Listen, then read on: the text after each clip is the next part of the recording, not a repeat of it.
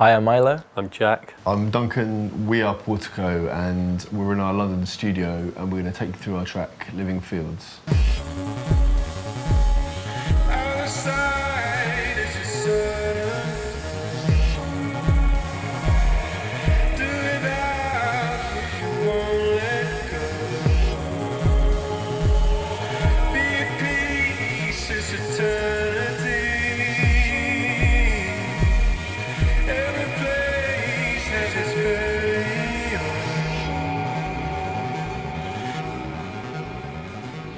The track's called Living Fields, and it's a track that started as something completely different, and then has gradually morphed into like a totally different track. And we've got like the initial idea, the kind of embryo of the tune up here at the moment. So yeah, like Jack said, the tune started with like this synth thing he made on the Juno. Sounds something like this.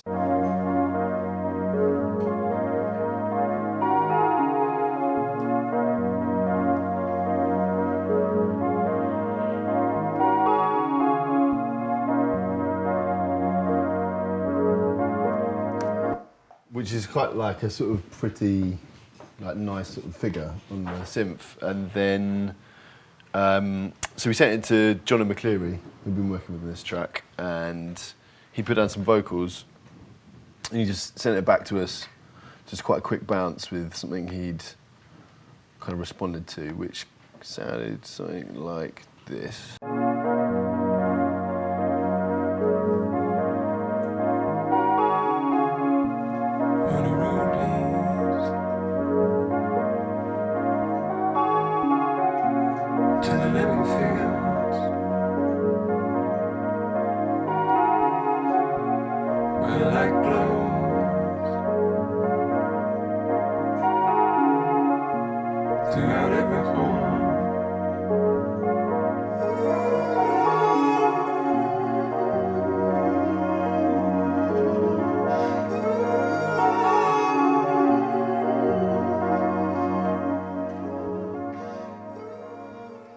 A lot of the ideas start off really basic. They're just kind of chord sequences, because we always had a tendency to, with the initial ideas, to build them up and build them up and build them up, and then you realise you have this like really clattered piece of music, and then there's no room for a singer. So we had to learn from that and kind of take away a lot when we were sending ideas out. So they ended up just being really simple, like chord sequences, just things which get a vibe and just, you get a sense of the atmosphere that you're trying to convey to the singer.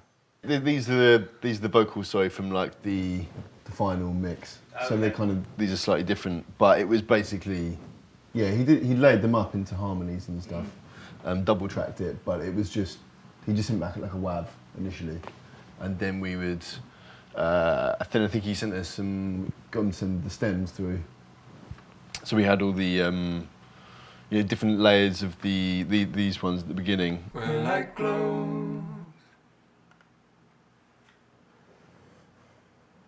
throughout every home. We put an octave on, just like a low pitch on the vocal transformer, in the very bottom one, to give it that kind of super bassy. Yeah. That's what kind of gives it that effect. But yeah, the rest of it is just harmonies that he's done. Yeah, and from that point, I think we got him to send the stems back, and then we just started messing around trying to like do something with it.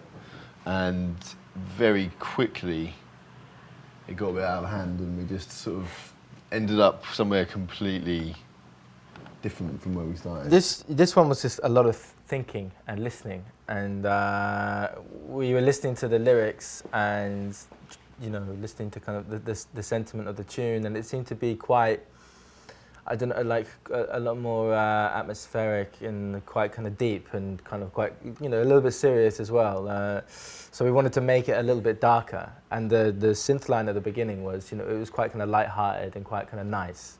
So we took that away And then I think the next thing we did was you put the bass drums on and you tuned them.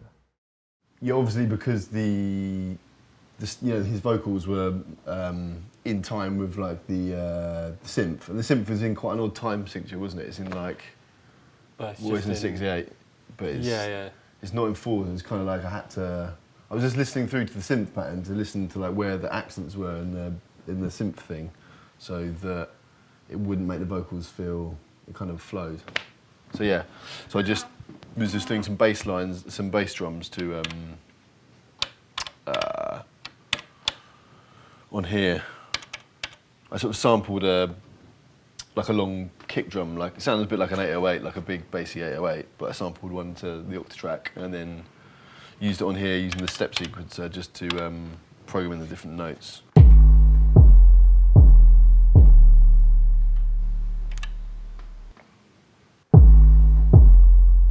Yeah, and each one is just like, it's just slightly different pitch to make the thing out of it. Because you can kind of hear on this thing, if you sort of listen carefully, you can hear in the synth line, it's got that kind of rhythm.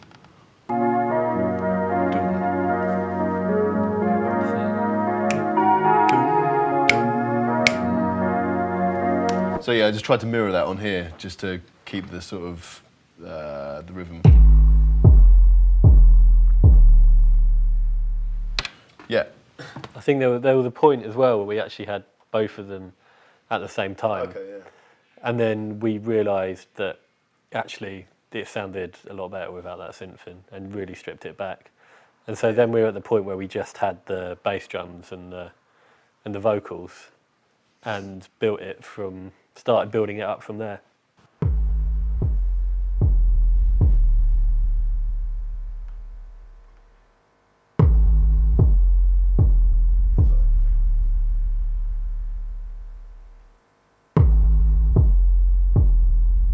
When a road leads to the living fields. Yeah, so it was just sort of, next thing I was just messing around and I had a vocal sample that I'd recorded at some point, I can't actually remember when, it's just in the sort of audio pool on the machine, and so I kind of got that in there, and Dry It sounds something like, maybe it's called the, here we go, turn the reverb off.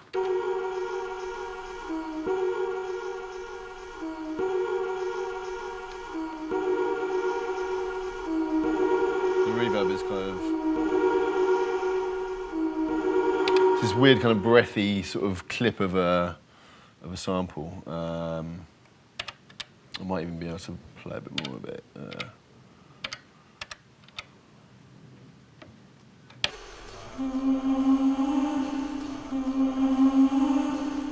Oh no, sorry, I can't play it. Anyway, it's just a clip of vocals, so we kind of got that in the mix, and yeah, that sort of start to just, I think like Milo was saying, it just gave it a bit more atmosphere and kind of something a bit more static and a bit more tension to it. That just sort of, and around the bass drums are quite solid and big, and that's quite light and breathy, so it's kind of like a nice contrast.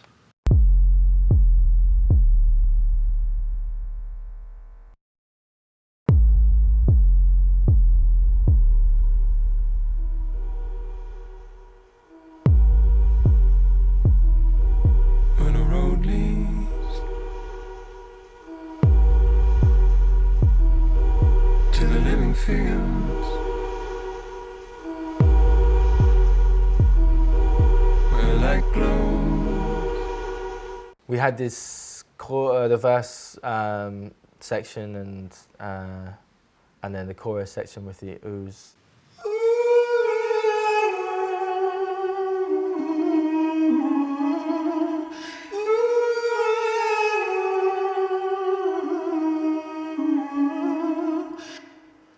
I think initially they were a backing part, weren't they, on the first demo? But I think we drew them into the chorus. Okay. And then I just put again it's like the other, I guess, like the first section, it's and part of this tune is that well, at least at this point in the tune, it's really quite sparse, and so there's just that with I put a synth part behind it, a quite simple synth line that just grounded gave it a bit of harmony and a bit of harmonic movement, and that was did that on the Prophet here, the Dave Smith 08, and did it with I processed it quite heavily through Ableton. I mean, you can hear it. There's a lot of auto pan on it that gives it a kind of auto pan on the random setting.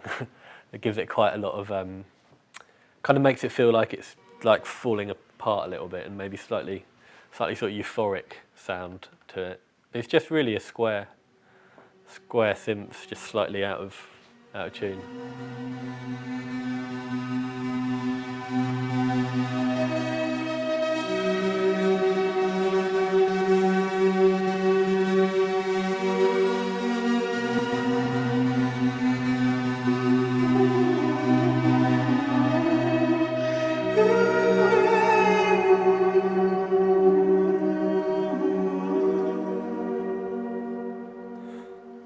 Yeah, but that basically just provided the sort of like fairly strong harmonic movement for the chorus, and then it comes in again in the outro. You almost just get a flavour of it before the outro as well when it comes in a bit more fully. This is a nice way to break up that heavy sort of section at the beginning. Kind of like quite, like almost like monochrome, kind of like. It always sounds kind of spoken wordy the way he sings it. It's almost like he talks it. It's nice to then have that passage that's really light and flowing. Makes a bit of a contrast. The tune is kind of after that section we go back into a section pretty much like the first again. Where the road leads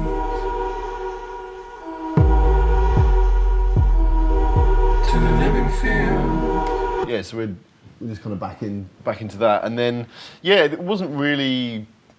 It came together quite quickly, I think, this tune, as far as I remember. Like once we had the elements, it didn't take so long. But I guess the emphasis wasn't on the drum so much. They kind of they build up. It's quite a strange arrangement, this actually. This next section, the sort of middle section bit, took the longest. Yeah, maybe we could talk about that a bit. Quite a lot of vocal processing in that as well. Yeah, that's true actually, yeah. Yeah, so we wanted to try and inject a bit of pace into it and a bit of movement. So we were kind of experimenting around, and we were just messing around with the Prophet again and just playing around with the arpeggiator and just finding some just different kind of scales which were working. So I was basically just mucking around, and we were just trying these different sounds, and wanted to kind of get some movement into it. So the arpeggiator is a really easy way to just do that. And then it's just about finding kind of like a kind of a beefy chord. So we tried some like high stuff, and then but it kind of needed to have a bit of like kind of punch in the bottom, because there's not lots going on in like the bass. There's always just those bass drums, but nothing kind of like no like kind of sine bass or anything like that. So we just wanted something which had a bit of bite in it. So we just started messing around with the frequency and just kind of like opening it up, just like a filter.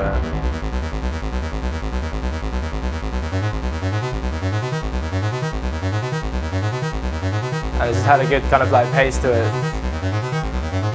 which doesn't exist in like the rest of the track, and that goes on like through the rest of the track, and we just kind of like put it up an octave.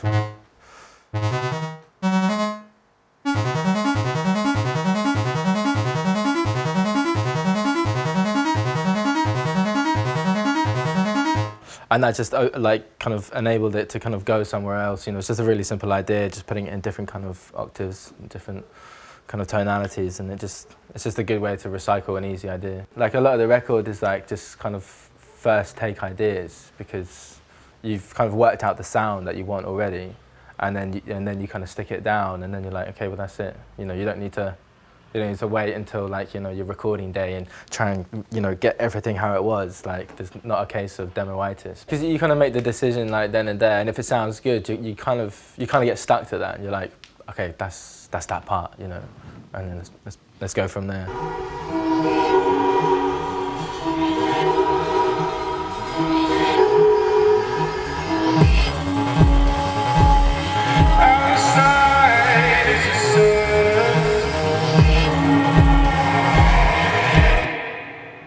There's quite a lot of panning on it as well. It jump, I think, in the build up it goes from side to side. Every beat it switches between left and right, and then when it drops, it goes into the middle.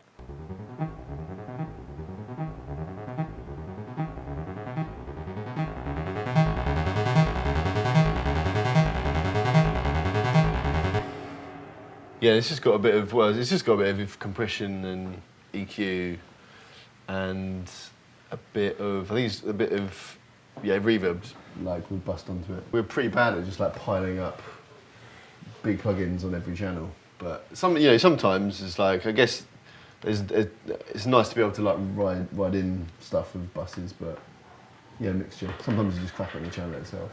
Yeah, because sometimes you wanna compress the reverb, you know, and so and that gives, you know, a certain kind of sound to just, you know, one element in the track.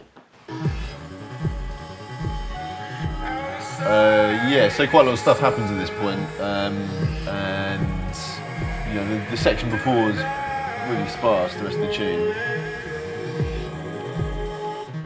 obviously, you've got this arpeggio that we just talked about, bubbling away, and then there's also this kind of loop on another thing I made in the octa track.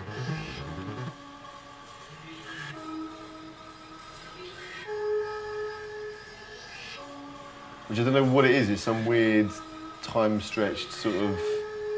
I think it's another part of like my voice. I think, and there's Milo and Jack chatting in the background. I think all those. Hey. Weird, but it kind of works. What else is there? I sort of rearranged those kick drums into a little pattern just to give it a bit more of a sort of solid like beat, and then put some hi-hats in. Again, these are like a hi-hat pattern I did on the machine drum, and then they're going through the octa track, so the machine drum's kind of rooted into the octa track, and I put a load of kind of like weird panning on it, which makes it flow. Just gives it sort of a strange sort of space to it. And then the other thing we did was it actually took a while to get this took ages actually getting this right from Jono. There's quite a lot. I think there's like a bit of tape delay on there, and that's the main like effect on it. And then on the other ones, there's. But I mean, it was more like just the songwriting bit of that. It took a long time to get him to sing that properly, but we got there in the end. But it was kind of weird to get it to sit in the right way, because when it was kind of clean without this tape thing on, it sounded kind of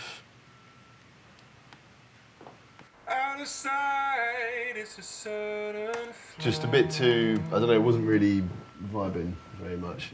But this thing kind of pads it out. And then there's, what else? There's a bit pitch shifting and time stretching on there as well. On that? No, not on that, on some of the other ones. Oh yeah. So like this one's, I think, pitched up an octave. This is some of the backing parts that we treated. Do you want to play that one? Yeah. So these things that kind of come in at the beginning of the.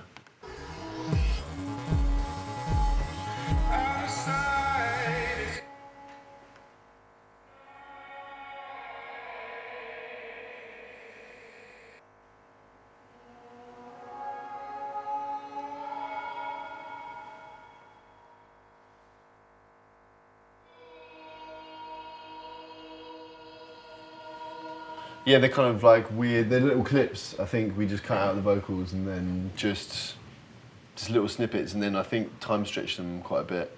They just doubled up. What's that one? I think it's. Yeah, just to just give it atmosphere and blend it all together, because it's quite hectic when it all comes in. A lot of the sounds are quite brittle. It's like the arpeggio, the hi-hats are really sharp. Everything's quite just sort of rigid. So it needs that kind of, those things just kind of help to blend it all together quite a lot. From the start, when we took away that harmonic kind of like, routing, we realised there's loads of space and loads of opportunity to do something, pretty different. And I think it was all about just trying to kind of, keep that feeling, kind of keep the weirdness with, there's not like this kind of bass movement which is kind of easy for the ear to pick up. There's not really kind of like any chords in the middle kind of rooting anything that the vocal's doing. I think that's what makes it kind of slightly interesting, is that it's just about holding on, by a thread to the rest of this, quite bubbling, erratic sound which is going on underneath. The last section, there's a new vocal idea which comes over the oohs, the ooh. There's a new line which kind of comes in between that, and that took a while. That took a couple of takes in another studio that we did, like recording the vocals, and for some reason, sometimes you just don't get it from the original demo that Jono sent over, and Jono recorded this on his MacBook Pro laptop mic, and this is what we ended up using because it just had the vibe. It took a lot of time to EQ, and it sounds kind of rough and like a bit rugged, but I think the vibe of it just about pays off to use it, and that's what we went with.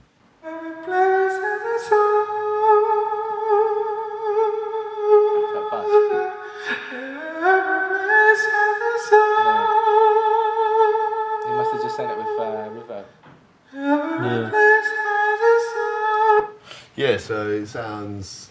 Like Mike said, he's recorded it into his laptop, and I think he bounced it with the reverb on. So we didn't have much of opportunity to do. We couldn't mix the reverb, so we were kind of stuck with that. But it still had like a nice vibe to it. You can hear him kind of the pulse in the voice as well as him taking his mic to him the from computer. his mouth. He was just like this, going, yeah.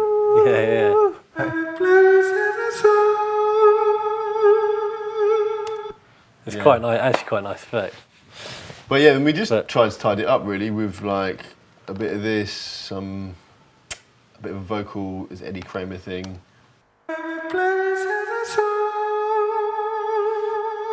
Just got like quite a bit of limiting on it, which just kind of helps just squash it, because it's quite a bit wild before, so it just helps squash it in a bit. And then I think a bit of EQ, this API, the faithful API 560.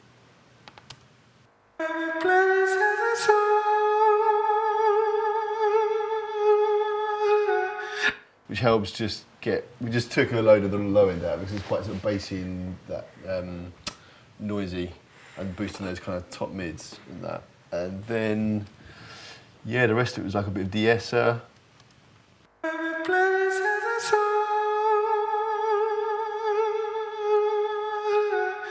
And then, for some reason, just 2 more sets of EQing as well. I don't know, don't know why, but yeah, a bit of this and a bit of Logic, a bit more like super EQing. I guess like it just needed a lot of processing to kind of bring it in.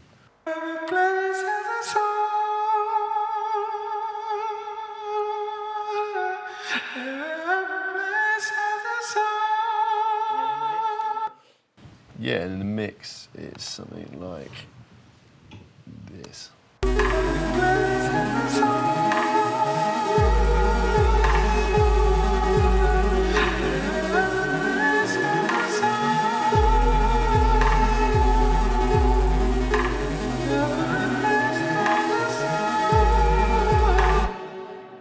But yeah, like Milo said, it's just, it had a real nice vibe to it, the way he'd sung it, and the ones he did in the studio just weren't didn't cut it somehow. I don't know. They just weren't. Sometimes you just can't get that stuff back. You know, it's not that easy. There's a lot going on at that last bit, and we kind of had to make it quite a sharp sound to fit over the ooh vocal descending line, the kind of the auto panned quite erratic synth line, and also the arpeggios had then kind of moved up as well, up a tone, just to kind of open up. So there's a lot of things like all fighting for the same kind of tonal space, and I think like conceptually we were kind of like, all right, now we're here, it's, you know, we're finally through it, but getting this to sit, this section, did take a long while. It took a lot of placing it here, placing it there, changing the compressions, changing the EQs, just to find out where everything fits in, and it just about kind of works, but you know, it's still a lot of information kind of coming at you. And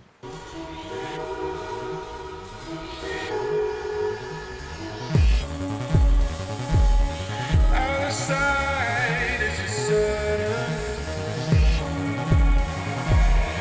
Do without if you won't let go. Be at peace, it's eternity. Every place has its very own.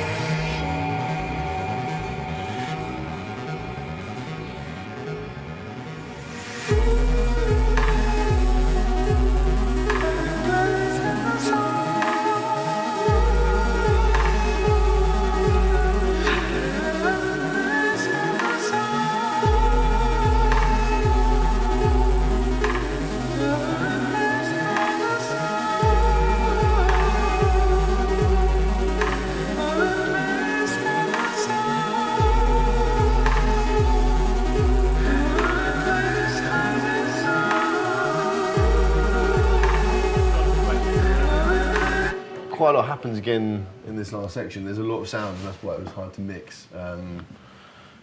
From like the arpeggio through to Jack's synth we heard like at the beginning, the oohs from the chorus, as well as then like the kind of the scratchy thing that we Johnny recorded on the laptop. It's all kind of going at once, and then so yeah, it needed something a bit that end section. It needed something a bit more grounding. Yeah, to just ground it, literally, you know, to give it. And I kind of switched up the bass drums at the end, so they were kind of.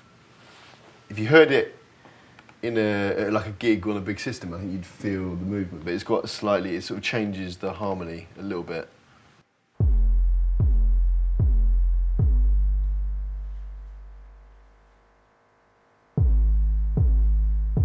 Yeah, just changed it a bit, so it's kind of, you know, that changes, and I put in this, yeah, the rim, kind of like rim shot, as you said, this thing.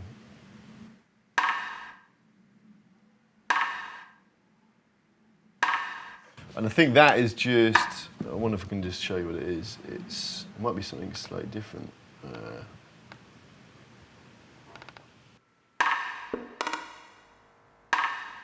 It's like a pattern, I think I